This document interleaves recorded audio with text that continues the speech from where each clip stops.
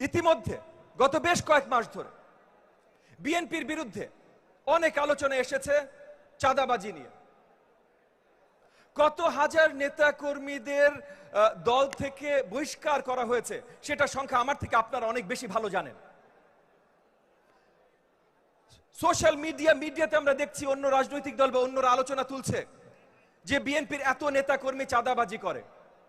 এইটা যে ভুল ন্যারেটিভ, এটা পরিষ্কার করে সবাইকে দেখাই দিতে হবে। গণমাধ্যমে আমাদের ভাইয়েরা যারা আছেন তাদেরকেও বলছি, আজকে আমাদের জাতীয়তাবাদী ভাই বোনেরা যারা আছেন তাদেরকেও বলছি, কারণ এটা পরিষ্কার প্রমাণ যে বিএনপি একমাত্র দল যে চাঁদাবাজি বন্ধ করার জন্য কাজ করছে। অন্য কোন দলে কোনদিনও শুনেছেন চাঁদাবাজি ধরা পড়েছে বলে তারা দল থেকে বহিষ্কার করেছে? আজকে এই যে নতুন দল এনসিপি, তরুণরা, তাদের থেকে আমাদের অনেক স্বপ্ন ছিল, তাদেরকেও চাঁদাবাজির জন্য বহিষ্কার হয়েছে। আরে তাদের কথা তো বাদ দেন, অন্তর্বর্তীকালীন সরকারে যারা বা যাদের পিএসরা বা যাদের সেক্রেটারিরা চাঁদাবাজির জন্য ধরা পড়েছে, তারা কেউ সরকার থেকে বহিষ্কার হয়েছে?